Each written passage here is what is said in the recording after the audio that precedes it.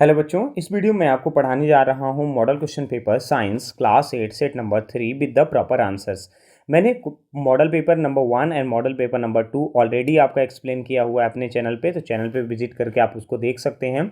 ये जो वीडियो है, बहुत सारे बच्चों के बार बार कमेंट आ रहे थे कि सर मॉडल पेपर का सेट नंबर 3 लेके आइए विद द प्रॉपर एक्सप्लेनेशन। तो मैं विद द प्रॉपर एक्सप्लेनेशन आपके लिए लेके आ चुका हूँ। तो चलिए बच्चों, बिना किसी देरी के वीडियो को स्टार्ट करते हैं। बट वीडियो को स्टार्ट करने से पहले मैं आपसे एक रिक्वेस्ट करना चाहूँगा कि अगर आपके लिए वीडियो हेल्पफुल लगता है तो वीडियो को लाइक करिएगा, चैनल को सब्सक्राइब करिएगा और अपने दोस्तों के साथ ज़रूर शेयर करिएगा, ठीक है ना। ये हिंदी मीडियम साथ साथ इंग्लिश मीडियम दोनों लोगों के बच्चों के लिए कवर है, क्योंकि हिंदी और इंग्लिश में दोनों में लिखा हुआ है, ठीक है ना। ये पीडीएफ मैंने हिंदी और इंग्लिश दोनों में प्रिपेयर की है, ठीक है। तो चलिए बच्चों, देखते हैं हमारा पेपर पैटर्न क्या रहता है। सबसे पहले है, जैसे कि हम जानते हैं कि हमारा एग्ज़ाम कितने मार्क्स का होता है, 60 मार्क्स का होता है। 60 मार्क्स में से आप जानते हैं जैसे कि, तो 60 मार्क्स में से आपके 10 मार्क्स के ऑब्जेक्टिव टाइप क्वेश्चन पूछे जाते हैं। उन 10 मार्क्स में से 5 मार्क्स का आपका फिल इन द ब्लैंक होता है, 5 मार्क्स का आपका मल्टीपल चॉइस क्वेश्चन होते हैं, ठीक है। फिर आपको वेरी शॉर्ट टाइप क्वेश्चन पूछा जाता है, जो कि आपके 6 क्वेश्चन पूछे जाते हैं, जो कि टोटल 2 मार्क्स के होते हैं। तो टोटल आपको 12 मार्क्स दे के जाते हैं, ठीक है। फिर शॉर्ट टाइप जो क्वेश्चन होता है बच्चों, ये हमारे 3 मार्क्स का 1 क्वेश्चन पूछा जाता है, टोटल 6 क्वेश्चन पूछे जाते हैं, जो कि हमको 18 मार्क्स दे के जाते हैं, ठीक है। फिर हमारा जो नेक्स्ट क्वेश्चन होता है वो कौन सा होता है, वो हमारा लॉन्ग वाला क्वेश्चन होता है। लॉन्ग वाला क्वेश्चन 5 मार्क्स के 4 क्वेश्चन पूछे जाते हैं। टोटल जो हमसे क्वेश्चन पूछे जाते हैं वो 26 क्वेश्चन पूछे जाते हैं बच्चों। कितने क्वेश्चन पूछे जाते हैं? 26 क्वेश्चन पूछे जाते हैं। और जो हमको टाइम मिलता है 2 आवर 30 मिनट का हमको टाइम मिलता है। कितना मिलता है? 2 आवर 30 मिनट का, ठीक है बच्चों। तो चलिए हम देखते हैं इसको कि हमारा एग्ज़ाम पैटर्न कैसे रहता है, किस तरीके के क्वेश्चन आपके एग्ज़ाम में पूछे जाते हैं, किस तरीके से आपको सोल्यूशन करना है और किस तरीके से आंसर्स आपको लिखने हैं, ठीक है बच्चों। तो चलिए बिना किसी देरी के वीडियो को स्टार्ट करते हैं। पहले देख लेते हैं क्वेश्चन नंबर 1 क्या बोल रहा है। जैसे कि मैंने आपको बताया, मल्टीपल चॉइस क्वेश्चन जो होते हैं वो हमारे 5 मार्क्स के होते हैं। ईच क्वेश्चन 1 मार्क्स के होते हैं और ये एग्जाम पॉइंट ऑफ व्यू से मोस्ट इंपॉर्टेंट क्वेश्चन है। इनको आपको प्रॉपर तरीके से लर्न कर लेना है। देखिए क्वेश्चन नंबर 1 क्या बोल रहा है। देखिए यहाँ पे इंस्ट्रक्शंस लिखे हुए हैं कि आपको 4 विकल्प दिए जाएंगे। 4 विकल्प में से आपको एक राइट विकल्प आपको चूज करना है। विकल्प मतलब होता है ऑप्शन, ठीक है ना, और वही आपको आंसर में लिखना होता है। तो देखिए, in agriculture which machine use for the sowing saves save time and the labour. मतलब देखिए हिंदी में क्या, कृषि में किस मशीन का उपयोग बोने के लिए किया जाता है जो कि समय और श्रम बचाती है, ठीक है ना। इसका ये हिंदी ट्रांसलेशन है। तो इसका आंसर क्या हो जाएगा बच्चों? Seed drill. जो बच्चे गांव से बिलोंग करते हैं तो उनको ये पता होगा कि सीड ड्रिल से ही बुवाई की जाती है। तो वो क्या करता है, बोने के लिए जैसे आप बुवाई करते हैं तो उस टाइम पे वो क्या करता है, आपका एफर्ट और टाइम दोनों बचाता है, ठीक है ना। टाइम बचाता है और जो आपका श्रम है वो भी बचाता है, ठीक है ना। बहुत जल्दी उससे बुवाई हो जाती है, ठीक है। क्वेश्चन नंबर 2 देख लेते हैं। क्वेश्चन नंबर 2 बोल रहा है, the cause of global warming is. Cause कारण क्या होता है ग्लोबल वार्मिंग का? तो आपका इसका आंसर हो जाएगा B number, more amount of the carbon dioxide in the air, ठीक है ना। तो वायुमंडल में अधिक मात्रा में कार्बन डाइऑक्साइड का होना, ठीक है ना। चलिए, जो हमारा तापमान बढ़ता जा रहा है, वैश्विक तापमान का कारण क्या है, ये हिंदी मीडियम के बच्चों के लिए है। जो हिंदी में लिखा हुआ है वो हिंदी मीडियम के बच्चे उसको देख सकते हैं। इंग्लिश मीडियम के बच्चों के लिए ये लिखा हुआ है, ठीक है। तो उनके लिए क्या है, जैसे मान लीजिए इसका क्या आंसर हो जाता है, मोर amount of carbon dioxide in the air. जितनी ज़्यादा मात्रा में कार्बन डाइऑक्साइड बढ़ती जाएगी उतना ही ज़्यादा ग्लोबल वार्मिंग बढ़ता जाएगा, ठीक है ना। नेक्स्ट क्वेश्चन देख लेते हैं। Red data book is. जो रेड डाटा बुक होती है वो क्या है? तो इसका आंसर हो जाएगा बच्चों, इसका आंसर हो जाएगा नंबर 1। क्या है number 1? Records of all the endangered species, ठीक है ना। सभी संकटग्रस्त प्रजातियों के रिकॉर्ड, इनको हम क्या बोलते हैं? रेड डेटा बुक क्या होती है? सभी संकटग्रस्त प्रजातियों के रिकॉर्ड, ठीक है। क्वेश्चन नंबर 4 देख लेते हैं। क्वेश्चन नंबर 4 क्या बोल रहा है बच्चों? Electric current can be produce. जो इलेक्ट्रिक करंट होता है वो प्रोड्यूस किया जाता है। विद्युत धारा कौन कौन सी प्रक्रिया में उत्पन्न हो सकती है? तो ये नंबर 1 हो गया, नंबर 2 हो गया, नंबर 3 हो गया, नंबर 4 हो गया। तो मतलब ऑल ऑफ दीज, इसका राइट आंसर क्या हो जाएगा? All of these. मतलब हीटिंग इफेक्ट से, केमिकल इफेक्ट से और मैग्नेटिक इफेक्ट से इलेक्ट्रिक करंट को पैदा किया जा सकता है, ठीक है ना। तो इसका हिंदी में क्या हो जाएगा? इन सभी का उत्पादन कर सकता है। मतलब D number, all of these, ये सभी जो हैं क्या करते हैं? इलेक्ट्रिसिटी प्रोड्यूस कर सकते हैं। क्वेश्चन नंबर 5 देख लीजिए। The process of transfer of charge from a charge object to the earth is called. देखिए क्या बोलते हैं, बोल रहा है एक चार्ज वस्तु से पृथ्वी का आवेश का स्थानांतरण की प्रक्रिया को क्या कहा जाता है। इसको आपको आंसर बताना है, तो इसका आंसर क्या हो जाएगा बच्चों, इसको क्या कहेंगे हम, अर्थिंग कहेंगे। क्या बोलेंगे, अर्थिंग कहेंगे। हिंदी में भी इसको अर्थिंग बोलते हैं। ठीक है, चलिए ये हमारे 5 क्वेश्चन थे, टिक द करेक्ट ऑप्शन। ठीक है ना।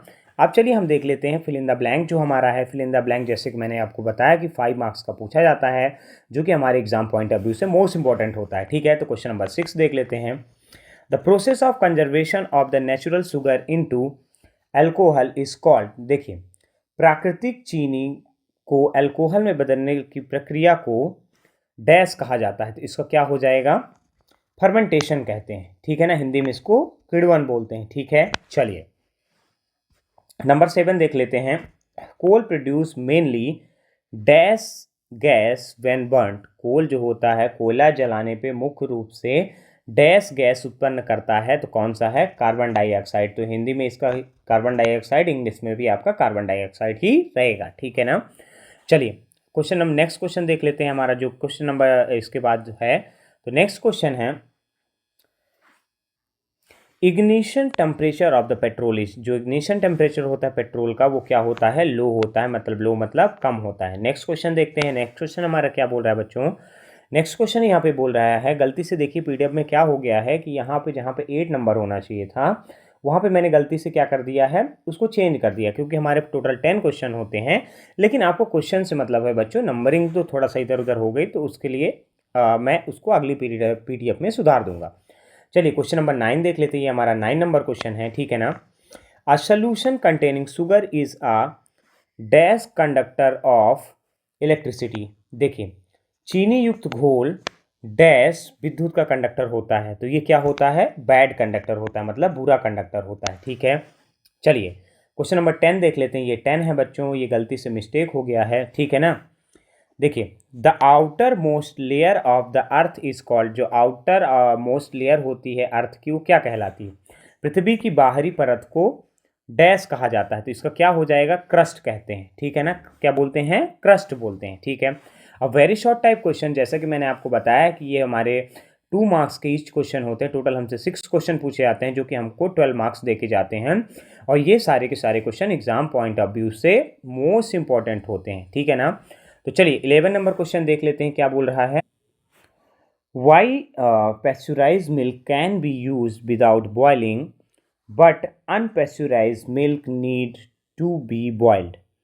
ठीक है, अब देखिए प्रशित दूध को उबाले के बिना उपयोग किया जा सकता है, जबकि अपरिष्कृत दूध को उबालने की आवश्यकता होती है। मतलब ये बोल रहा है कि जो अगर पैस्चराइज मिल्क है उसको उबालने की ज़रूरत होती है, लेकिन उबालने की ज़रूरत नहीं होती है, लेकिन अनपैस्चराइज जो मिल्क होता है उसको उबालने की मतलब बॉयल करने की ज़रूरत होती है। ठीक है ना, तो ऐसा क्यों होता है आपको इस पर बताना है, तो इसका आंसर देख लेते हैं।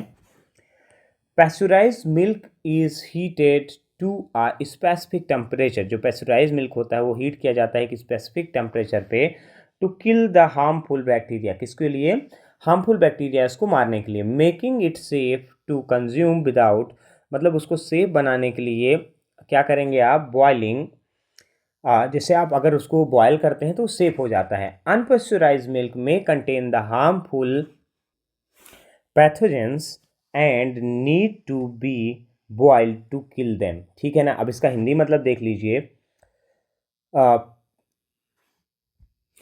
पौष्टिकृत दूध को विशेष तापमान पर गर्म किया जाता है ताकि हानिकारक बैक्टीरिया मर जाएं, जिससे उसे उबाले बिना इस्तेमाल किया जा सकता है। ठीक है ना। अब अपरिष्कृत दूध में हानिकारक रोगजनक हो सकते हैं, जिससे उबालने की ज़रूरत होती है। ठीक है, चलिए बच्चों ये आपका आंसर है, इसको आपको प्रॉपर तरीके से लर्न कर लेना है। ठीक है ना। मतलब जो पैस्चराइज मिल्क होता है बच्चों, उसको एक फिक्स टेम्परेचर में क्या करते हैं, उसको हम क्या करते हैं, गर्म करते हैं, जिसके कारण से उसके हानिकारक सारे के सारे बैक्टीरियाज मर जाते हैं। लेकिन अगर जो अनपेस्चराइज्ड मिल्क होता है उसको हम इस हीट करने की ज़रूरत इसलिए होती है क्योंकि उसमें ऐसे बैक्टीरियाज पाए जाते हैं जिसमें आपको किसी न किसी तरीके की डिसीज़ हो सकती है जो रोगजनक होते हैं, ठीक है, जिस कारण से आपको उसको उबालने की ज़रूरत पड़ती है जिससे वो सारे के सारे बैक्टीरियाज मर जाएं, ठीक है। 12 नंबर देख लीजिए। 12 नंबर क्या बोल रहा है, the moon despite being satellite of the earth has no fossil fuels, what could be the reason for this, क्या रीज़न हो सकते हैं इसके लिए। चंद्रमा जो पृथ्वी का उपग्रह होने के बावजूद उसमें कोई जीवांश ईंधन क्यों नहीं है, इसका क्या कारण हो सकता है आपको बताना है, ठीक है। तो चलिए देखते हैं। The moon lacks of geographical process such as plant and animal decomposition which are necessary for the formation of the fossil fuels. देखिए क्या बोल रहा है, चंद्रमा में भूवैज्ञानिक प्रक्रिया जैसे कि पौधे जानवरों का विघटन नहीं है जो जीवाश्म ईंधन के बनने के लिए आवश्यक है, ठीक है। चलिए नेक्स्ट क्वेश्चन देख लेते हैं।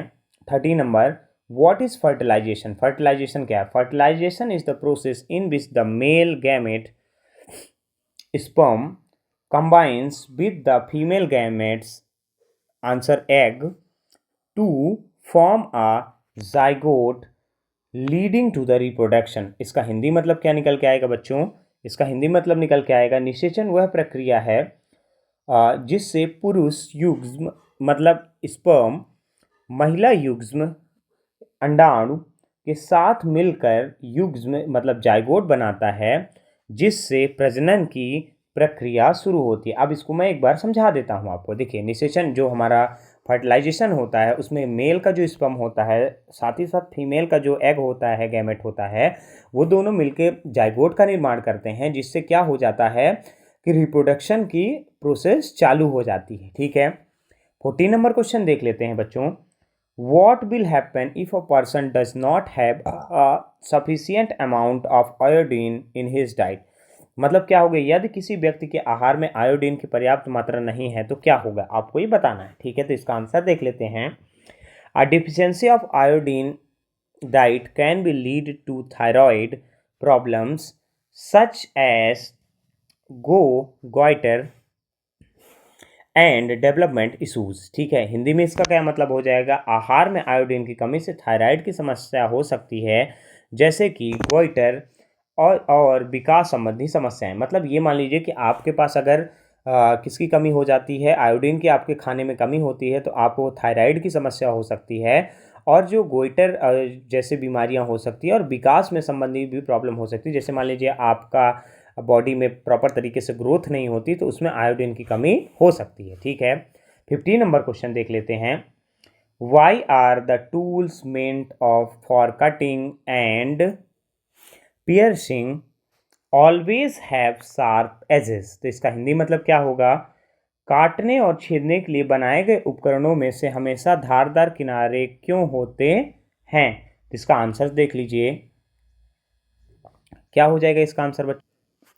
Sharp edges concentrate force on a smaller area, making it easier to cut or pierce material with less effort। अब इसका हिंदी मीनिंग क्या होगा बच्चा, धारदार किनारे बल को एक छोटे क्षेत्र में केंद्रित कर सकते हैं जिससे कम प्रयास से सामग्री को काटना या छेदना आसान होता है, ठीक है।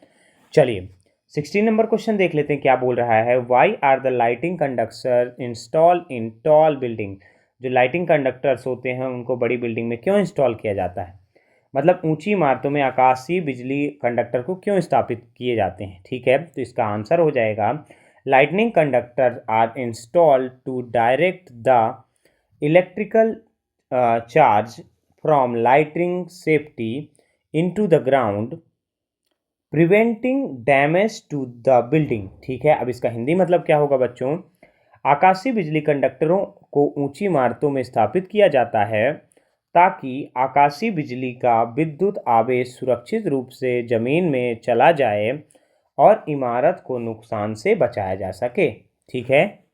अब चलिए यहाँ पे शॉर्ट टाइप क्वेश्चन आ गए हैं, जैसे कि मैंने आपको बच्चों यहाँ पे लिखा हुआ है कि आपको 30 to 40 वर्ड में इनको लिखना है और ईच आंसर्स कितने मार्क्स का होगा, 3 मार्क्स का होगा। तो 3 6 जा कितना हो जाएगा, 18 मार्क्स का आपका टोटल पूछा जाएगा। चलिए तो इसका आंसर 17 देख लेते हैं। Write the characteristic of the ideal fuel, आपको आदर्श ईंधन की विशेषताएं लिखनी है, ठीक है। तो ये क्या हो जाएगा, आंसर देख लेते हैं इसका। An ideal fuel should have high calorific values calorific values, be easily available, not produce the harmful gases on burning, be cost effective and be easy to transport and store। ठीक है, तो इसका Hindi meaning क्या हो जाएगा, आदर्श ईंधन में उच्च ऊष्मीयमान, आसानी से उपलब्धता, जलने पर हानिकारक गैसों का उत्पादन ना होना, किफ़ायती होना और परिवहन व भंडारण में सरलता होनी चाहिए। ठीक है, देखिए तो बेसिकली ये बोल रहा है कि जो आइडियल फ्यूल होता है उसमें क्या होता है, उच्च ऊष्मीय मान होता है उसका और आसानी से उपलब्धता हो जाए, जलने पर किसी भी तरह के हानिकारक गैसों का उत्पादन ना हो, किफ़ायती होना और परिवहन और भंडारण में सरलता होनी चाहिए। मतलब परिवहन जैसे एक जगह से दूसरी जगह ले जाना है तो उसको आसानी से ले जाया जा सके। ठीक है, चलिए क्वेश्चन नंबर 18 देख लेते हैं बच्चों, क्या बोल रहा है। Why should be conserve the biodiversity, हमें जैव विविधता का संरक्षण क्यों करना चाहिए। ठीक है, biodiversity is essential for ecosystem balance, biodiversity जो होती है इसेंशियल होती है हमारे इकोसिस्टम बैलेंस के लिए, for security, medical resource and the maintaining the ecological cycle.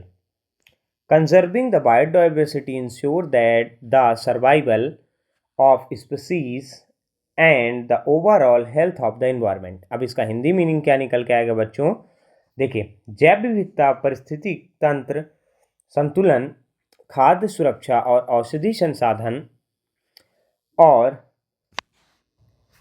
पारिस्थितिकीय चक्र को बनाए रखने के लिए आवश्यक है। जैव विविधता के संरक्षण प्रजातियों के अस्तित्व और पर्यावरण की समग्र स्वास्थ्य को सुनिश्चित करता है। ठीक है, चलिए नेक्स्ट क्वेश्चन को देख लेते हैं।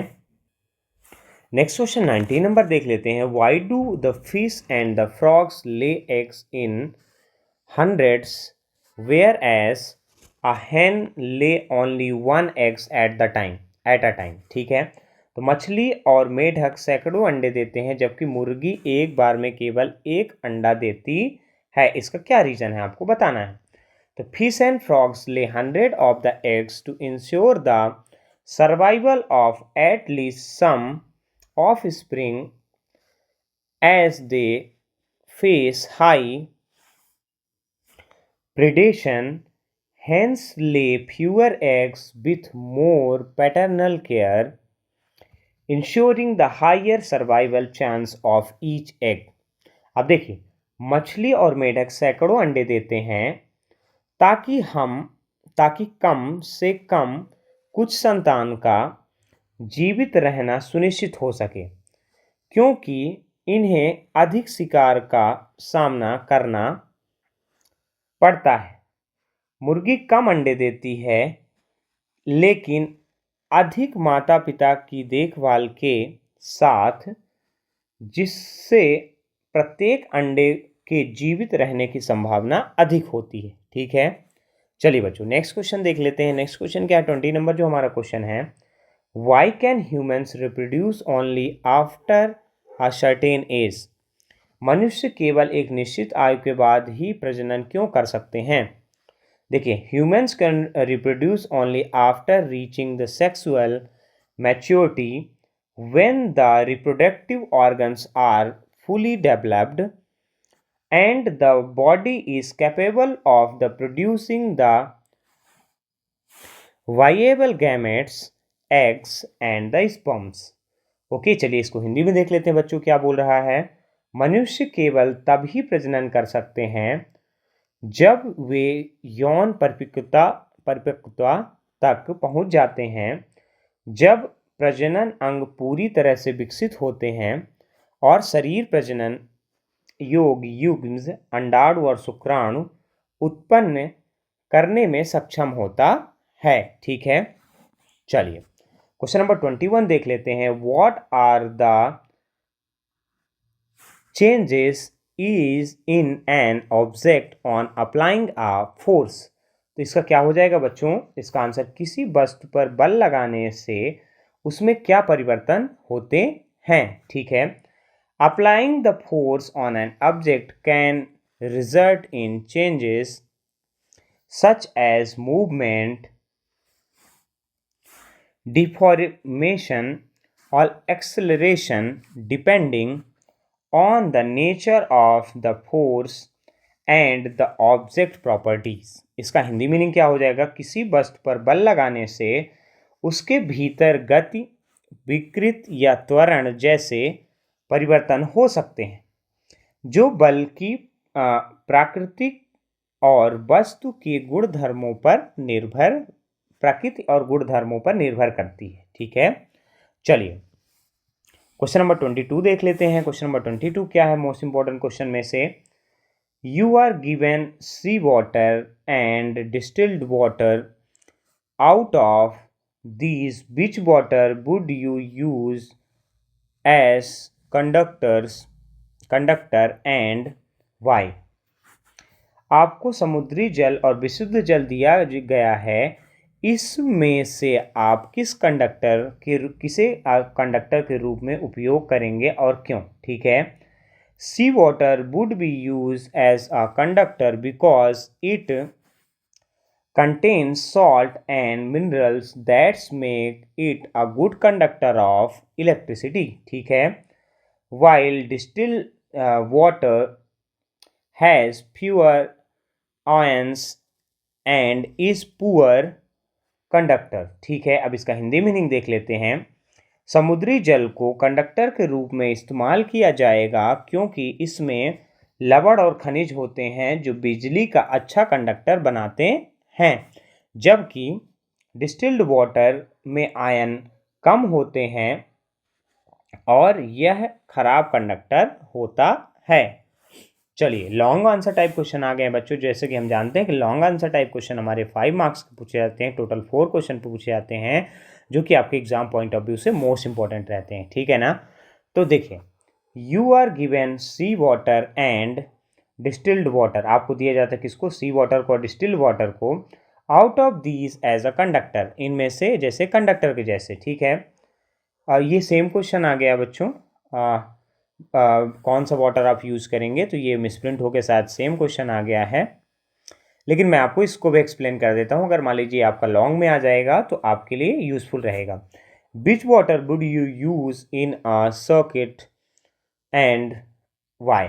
ठीक है, देखिए आपको समुद्र पानी और शुद्ध पानी दिया गया है, इसमें से किसे आप परिपथ और संवहन के रूप में इस्तेमाल करेंगे और क्यों। ठीक है बच्चों, एक्चुअल में पीडीएफ प्रिपेयर करते समय क्या होता है कि गलती से दूसरे चीज़ें टाइप हो जाती हैं, जिस कारण से ये मिस हो गया है। लेकिन ये जो 23 नंबर वाला क्वेश्चन है मैं आपको वापस से डाल दूंगा, आपको वरी करने का ज़रूरत नहीं है। ठीक है, तो वो सेम क्वेश्चन है जो आपको वही है जो हमने वहाँ पे पढ़ा है वो यहाँ पे भी लिखा हुआ है। चलिए अब नेक्स्ट क्वेश्चन देख लेते हैं।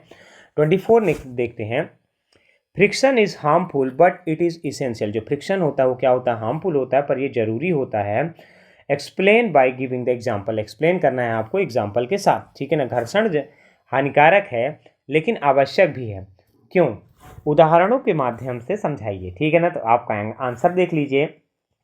इसको मैं डायरेक्टली रीड करता हूँ बच्चों, और रीड करने के बाद मैं क्या करूँगा, आपको इसका डायरेक्टली हिंदी मीनिंग मैं आपको एक्सप्लेन कर दूंगा। ठीक है ना, friction is harmful because it causes wear and tear on the surfaces, produce heat and consume the energy. For example, frictions between the moving parts of an engine leads to the loss of energy in the form of heat. However, friction is essential for many daily activities. It enables us to walk without sleeping, allows vehicle to stop using the brakes and help to hold object in a place. Without frictions, many tasks would become difficult or impossible to perform. अब इसका Hindi meaning देख लेते हैं बच्चों क्या है। घर्षण हानिकारक होता है क्योंकि यह सतहों पर घिसावट और टूट फूट का कारण बनता है, ठीक है ना। गर्मी उत्पन्न करता है और ऊर्जा की खपत करता है। उदाहरण के लिए इंजन के चलने वाले हिस्सों के बीच घर्षण का कारण ऊर्जा का नुकसान गर्मी के रूप में होता है। हालांकि घर्षण कई दैनिक गतिविधियों के लिए आवश्यक है। यह हमें फिसले बिना चलने में मदद करता है, वाहनों को ब्रेक में उपयोग से रुकने में सक्षम बनाता है और वस्तुओं को स्थान पर रखने में मदद करता है, ठीक है। बिना घर्षण के कई कार्यों को करना मुश्किल या असंभव हो सकता है, ठीक है ना, हो जाता है। तो चलिए आपको क्वेश्चन नंबर 25 देख लेते हैं बच्चों क्या है। How is sound produce and how is it is heard by our ears. ध्वनि कैसे उत्पन्न होती है और ये हमारे कानों द्वारा कैसे सुना जाता है। तो देखिए इसका आंसर देख लेते हैं पहले बच्चों। Sound is produce when an object vibrate creating the vibration in the surrounding medium, usually air. These vibrations cause the air particles to compress and expand, forming sound waves that travels through the air. When these sound waves reach our ears, they are collected by outer ear and pass through the ear canal to the eardrums. The eardrums vibrate it response to the sound waves, and these vibrations are transmitted to the inner ear, where they are converted into the electrical signals that the brain interprets as sound, ठीक है। हिंदी में देख लेते हैं बच्चों ये क्या बोल रहा है। ध्वनि तब उत्पन्न होती है जब कोई वस्तु कंपन करती है जिससे आसपास के माध्यम आमतौर पर हवा में कंपन उत्पन्न होता है, ठीक है। ये कंपन हवा के कणों को संपीड़ित और विस्तार करते हैं, ठीक है, जिससे ध्वनि तरंगें उत्पन्न होती हैं जो हवा के माध्यम से यात्रा कराती हैं। ये वे ध्वनि हमारे कानों तक पहुंचती है, ये तो उन्हें बाहरी कान द्वारा एकत्र किया जाता है, ठीक है, और कान नली के माध्यम से कर्णपटल या ईयर ड्रम तक पहुंचाया जाता है। कर्णपटल ध्वनि तरंगों के प्रति प्रतिक्रिया स्वरूप कंपन करता है। ये कंपन आंतरिक कानों में स्थानांतरित हो जाते हैं जहां इन्हें विद्युत संकेतों के परिवर्तन कर मस्तिष्क द्वारा ध्वनि के रूप में महसूस किया जाता है, ठीक है। चलिए नेक्स्ट क्वेश्चन 26 नंबर क्वेश्चन देख लेते हैं। Write the difference between the regular and diffuse reflection and explain each with the help of diagram. आपको डायग्राम की हेल्प से आपको इसको एक्सप्लेन करना है, ठीक है ना। तो नियमित और विक्षिप्त परावर्तन में अंतर लिखिए और प्रत्येक को चित्र की सहायता से समझाइए, ठीक है। चलिए तो इसका इंग्लिश देख लेते हैं। ये क्या हो जाएगा, रेगुलर रिफ्लेक्शन को पहले पढ़ेंगे। Regular reflections occur when the light strikes a smooth surface like a plane mirror, ठीक है। इसका सेकेंड पॉइंट क्या हो जाएगा, the reflected rays remain parallel to each other. Third क्या हो जाएगा, the image formed is clear and distinct. Fourth क्या हो जाएगा, एग्जाम्पल अ फ्लैट मिरर, ठीक है ना। अब देखिए डिफ्यूज रिफ्लेक्शन की अगर हम बात करें, डिफ्यूज रिफ्लेक्शन क्या होता है, उसको कैसे यूज करेंगे। तो ये देखिए point number 1, diffuse reflections happen when the light strike a rough और अनइवन सरफेस। इस सेकंड नंबर हो जाएगा, the reflect rays scattered in the various direction. Next, the image formed is not clear but appears spread out.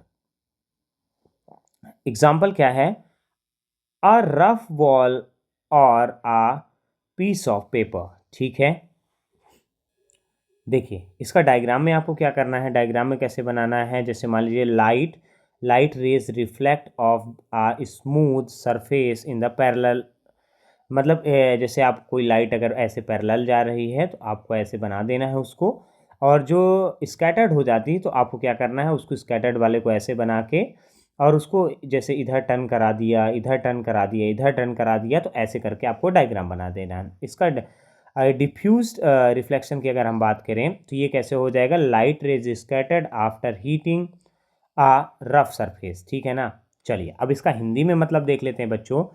नियमित परिवर्तन क्या होता है, नियमित परावर्तन जो होता है जब प्रकाश एक चिकनी सतह जैसे एक समतल दर्पण पर पड़ता है तो ये नियमित परावर्तन होता है। ठीक है ना, परावर्तन की किरणें एक दूसरे के समानांतर रहती है, मतलब बराबर रहती है। उत्पन्न छवि स्पष्ट और विशिष्ट होती है, मतलब प्रॉपर तरीके से दिखता है।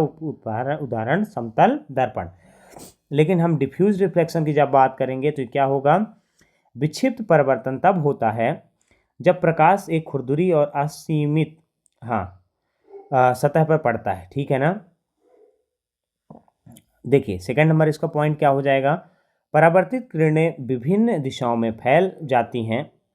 फिर नेक्स्ट क्या है, उत्पन्न छवि स्पष्ट नहीं होती है बल्कि फैली हुई दिखाई देती है। ठीक है ना, उदाहरण क्या है, एक खुरदरी दीवार या कागज का टुकड़ा। चित्र आपको कैसे बनाना है, देखिए प्रकाश की किरणें जो हैं प्रकाश की चिकनी सतह के समांतर परिवर्तन होती हैं, और विक्षिप्त परिवर्तन में क्या, प्रकाश की किरणें खुरदरी सतह से टकराने के बाद विभिन्न दिशाओं में फैल जाती हैं, मतलब स्प्रेड हो जाती हैं। ठीक है ना, होप करता हूं बच्चों मैंने आपको प्रॉपर तरीके से ये वीडियो एक्सप्लेन करने की कोशिश की है। अगर आपके लिए वीडियो हेल्पफुल लगता है, वीडियो को जरूर लाइक करिएगा, चैनल को सब्सक्राइब करिएगा, अपने दोस्तों के साथ शेयर करिएगा। अगर आप मुझे कमेंट करके बताइए कि आपको और कौन से वीडियोस चाहिए। ठीक है ना, लेकिन बच्चों मैं आपसे रिक्वेस्ट करूंगा जब आप वीडियो को पूरा देखेंगे तभी सारी चीज़ों को समझ पाएंगे, नहीं तो आपको सारी चीज़ें समझ में नहीं आएंगी। ठीक है, चलिए मिलते हैं नेक्स्ट वीडियो में।